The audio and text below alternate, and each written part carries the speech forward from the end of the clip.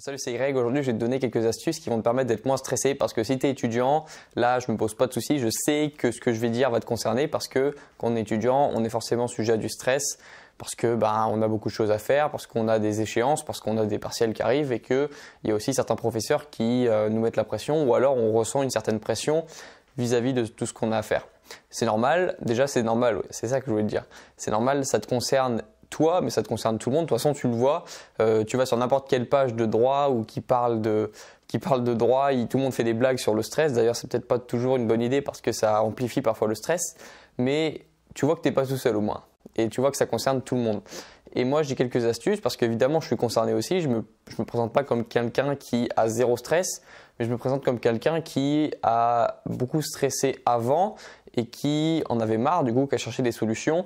Et c'est ces solutions que je vais te partager aujourd'hui. Je vais te donner un exemple qui représente bien un petit peu pourquoi une personne stresse et pourquoi une personne ne stresse pas. Écoute, quand tu es dans une voiture, tu as le conducteur et tu as le passager. À ton avis, qui est-ce qui stresse le plus et qui est-ce qui stresse le moins dans la voiture? C'est toujours celui qui conduit qui stresse le moins parce qu'il a le contrôle, il tient le volant et il sait où est-ce qu'il va. C'est lui qui décide où est-ce qu'il va et donc il stresse moins.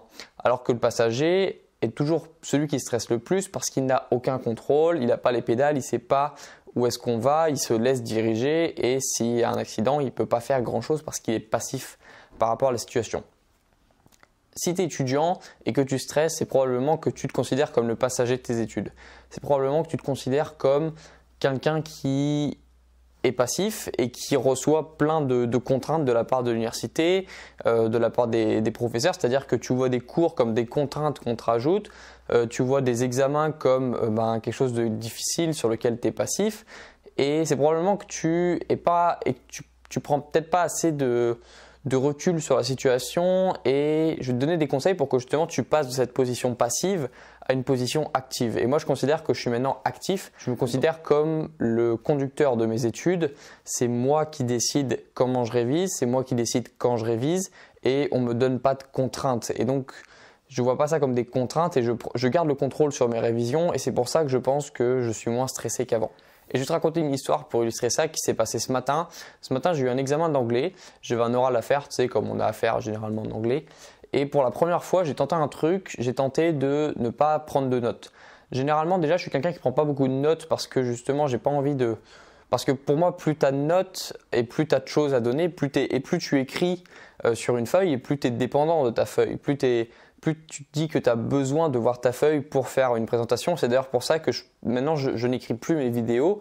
Tu le vois peut-être pas, mais en fait, tout ce que je fais, c'est de l'improvisation. En tout cas, j'ai juste une idée principale avant de faire la vidéo et puis j'ai pas de script. Alors qu'avant, je faisais des scripts et ça faisait un petit peu déjà effet prompteur, ça faisait un peu effet télé. Les objectifs, c'est aussi pas facile parce que c'est souvent des nouvelles habitudes à prendre, c'est un nouveau mode de vie, c'est quelque chose de pas facile toujours à intégrer dans ta routine, surtout si tu vis pas seul, que tu as de la famille, une copine, un copain. Et en plus, j'arrivais pas à me détacher de mes notes parce que j'avais énormément de choses de noter et je me disais que je pouvais pas faire sans mes notes. Et en anglais, c'est pareil, quand tu fais une présentation, quand tu fais un oral, plus tu as de notes et plus tu es dépendant de tes notes. Et moi, ce matin, du coup, j'ai fait l'expérience de prendre 0 note. C'est-à-dire que j'avais juste mon PowerPoint, j'avais une présentation à faire et j'avais aucune note. Je me suis séparé de toutes les notes et je me suis senti ultra libre. Je me suis senti vraiment, en plus, ultra responsable de l'examen, de l'exposé que j'avais à faire. Je me sentais impliqué parce que il n'y avait que moi qui pouvais… j'avais rien sur quoi je pouvais reposer sur rien. Je n'avais pas mes notes, donc je pouvais compter que sur moi-même. Et ça s'est super bien passé parce que en fait j'ai réussi à… J'étais libéré en fait, j'avais pas de stress de regarder ma feuille pour voir ce que j'avais à dire. Je me suis juste laissé parler un petit peu par rapport à la présentation que j'avais à faire. Un peu comme dans mes vidéos, j'avais juste l'idée principale à retenir, quelque chose qu'il fallait que je dise aux étudiants. En fait, c'est exactement comme dans une vidéo. J'avais une idée principale avant de faire mon exposé, j'avais quelques diapos pour appuyer ce que je disais. Comme dans mes vidéos, j'ai une idée et puis je te donne des exemples et le message est passé. Ce que je veux dire, c'est que si ça s'est bien passé pour moi ce matin en anglais, c'est parce que je n'avais qu'une seule chose à faire. C'était faire ma présentation et j'avais qu'une seule idée principale à retenir. Ça fait quand même très peu de choses, c'est une idée à faire passer. Est-ce que tu ne trouves pas que c'est moins stressant de se dire que quand tu arrives en anglais, tu as qu'une seule idée à faire passer et que tu dois le faire avec quelques diapos que tu as préparés à l'avance, plutôt que de te dire il faut que je dise tout ce que j'ai noté sur mes 3 feuilles en petit format en police 11 et que j'ai tout ça à dire en moins de 10 minutes, sinon je ne vais pas avoir une bonne note. Ce que je veux dire, c'est que souvent quand tu es étudiant, tu te mets énormément de choses à faire. Tu as juste à regarder les to-do list des gens qui les partagent sur Instagram, sur les comptes motivation. Les to-do list font entre 10 et 15, t'as entre 10 et 15 actions à faire. Est-ce que tu ne penses pas que si tu réduisais le nombre d'actions au strict, pas au strict minimum, mais au strict essentiel, c'est-à-dire ce qui donne vraiment des résultats, est-ce que tu ne penses pas déjà que ce serait une liberté d'esprit, c'est-à-dire que tu réduis 15 tâches à faire entre, par exemple, faire les fiches droit commercial, faire les fiches droit civil, réviser chapitre 2 de l'introduction au droit, faire le TD machin, réviser sa méthodologie pour ça. Est-ce que tu ne penses pas plutôt que si tu avais juste une idée principale à faire ou deux, c'est-à-dire réviser le cours 1 heure de manière efficace, réviser tel cours de manière efficace, mais sans avoir une multiliste qui commence à grossir et qui t'impressionne au fur et à mesure qu'elle grossit. Est-ce que tu ne penses pas que tu aurais intérêt à garder juste une idée principale, à garder juste une action importante à mettre en place chaque jour qui va t'aider à avancer, plutôt que toujours à avoir une liste incroyable de tâches à faire qui grossit au fur et à mesure des jours et qui t'impressionne de plus en plus et qui en plus te donne de plus en plus envie de procrastiner? Parce qu'au fur et à mesure que les tâches elles augmentent, ta motivation elle décroît parce que devant la masse de travail que ça représente, évidemment que ça fait peur. C'est pour ça que moi je ne recommande pas, si tu imprimes tes cours comme moi et que tu les révises, je te recommande pas de poser paf, le tas de copies comme ça direct sur ton... Ouais, j'ai cassé le trépied là. Je te recommande pas de mettre un tas de ton cours en entier sur ton bureau quand tu révises parce que ça impressionne et personne n'a envie d'apprendre tout de suite un gros pavé de 100 pages posé sur un bureau comme ça de manière brute. Ce que je te conseille, c'est de poser 10 pages. Tu prends ton cours, tu l'imprimes, mais tu mets que 10 pages sur ton bureau, tu verras que tu procrastineras beaucoup moins. Donc l'action à mettre en place aujourd'hui, maintenant, si tu veux mon avis, c'est de réduire, si tu fais des to-do list, c'est de réduire le nombre d'actions à mettre en place. Parce que honnêtement, si déjà tu as plus de 5 à 10 actions à mettre en place chaque jour, très peu de chances que tu réalises 100% de ta to-do list chaque jour. Je te conseille de réduire à 2, 3, 4, 5 actions à mettre en place chaque jour et il faut que ces actions soient déterminantes de ton succès. Il faut que ce soit vraiment des vraies actions qui donnent des résultats. Il faut que tu identifies si c'est une action que tu fais juste pour te rassurer ou si c'est vraiment une action qui va te permettre d'apprendre ton cours.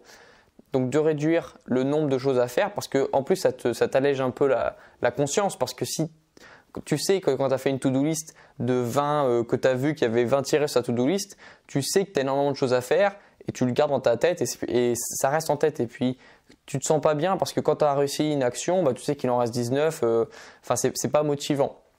Alors que si tu as 3 à 4 actions importantes à mettre en place, tu sais qu'une fois que tu as fini une de ces actions, tu es fier de toi, tu as fait le quart de ce que tu avais à faire, c'est beaucoup plus motivant. Et la deuxième action du jour, c'est même si ça te rassure de mettre énormément de choses sur ton bureau, de mettre des cours, des manuels, de mettre des fiches partout sur ton bureau parce que ça fait vraiment un bureau. Les gens, en fait, il y a quelque chose qui se développe, c'est un peu une culture du travail et souvent on aime voir un bureau où il y a énormément de choses parce que ça fait le mec qui bosse. Et franchement, il y a aucun jugement dans ce que je dis parce que c'est quelque chose que j'ai fait beaucoup. Je m'amusais à mettre plein de trucs sur mon bureau parce que je me disais, ouais, ça fait bureau de l'étudiant qui travaille à fond. Si mes parents ils passent par là et qu'ils voient un bureau avec des fiches dans tous les sens, ils vont se dire, ouais, c'est trop bien, Grégoire, il travaille. Sauf qu'en fait, ça te fausse un petit peu ta vision parce que tu as l'impression d'avoir révisé énormément de choses. Sauf qu'en réalité, tu n'as sûrement pas touché à tous les bouquins. Et en fait, tu te rends compte que tu t'en ouvres que certains ou qu'il y en a que tu vas jamais ouvrir, que tu vas jamais lire ou que tu vas jamais t'en servir. Donc moi, je te dis, applique le minimalisme sur ton bureau, c'est-à-dire que tu gardes que le strict essentiel et surtout tu décomposes. Si tu as 100 pages à apprendre, ne mets pas les 100 pages tout de suite sur le bureau. Mets 10 pages. Une fois que tu auras fait les 10 pages, rajoute 10 pages et comme ça fera une méthode un petit peu des petits pas. C'est beaucoup plus facile d'avancer une marche par une marche plutôt que commencer et puis tu vois un escalier de 100 marches à escalader, ça te fait beaucoup plus flipper de voir un énorme escalier à gravir plutôt que si tu regardes juste au sol et tu regardes une marche, tu te dis bon je monte une marche, ça va, ça se fait une marche. Puis après tu montes la marche d'après et puis au final quand tu regarderas derrière toi, tu verras que tu auras fait énormément de progrès. Demain, je vais te donner une vidéo qui va te permettre d'avoir un vrai déclic. de reprendre le contrôle sur tes études. Aujourd'hui, c'était la première étape, c'était un petit peu d'appliquer le minimalisme. Donc je te rappelle, c'est appliquer le minimalisme sur ton bureau, c'est-à-dire de garder que le strict essentiel et étape par étape, c'est-à-dire de décomposer tes étapes et de ne pas mettre tout un cours ou tout un manuel ou tous tes manuels directement sur un bureau. Et la deuxième étape, c'était de garder vraiment le strict essentiel si tu fais une to-do list et de ne pas commencer à mettre 10 à 15 actions à réaliser dans ta journée parce que tu ne seras pas à l'aise et puis tu n'auras jamais la conscience libre. Demain, je vais te donner une vidéo qui va te permettre d'avoir un vrai déclic pour reprendre le contrôle sur tes études. Tu vois que c'est le sujet en ce moment parce que rappelle-toi que si tu as le contrôle sur tes études, tu ne stresses pas, tu es le conducteur de tes études et tu n'es pas passif et tu subis plus tes études. Donc demain, je vais te donner une vidéo cette fois ultra axé sur en fait ton mindset, vraiment une conscience, changer un peu ta façon de penser les études. Donc là aujourd'hui c'était plutôt matériel, c'était plutôt des conseils à mettre en place de manière pratique sur ton bureau par exemple. Mais demain je vais te donner la vidéo qui va te permettre de changer ton mindset, de changer ta façon de voir les études et on va s'occuper un petit peu de ce qui se passe dans ta tête. Voilà, donc à demain pour la prochaine vidéo à 6h. Bon courage pour tes révisions et à demain.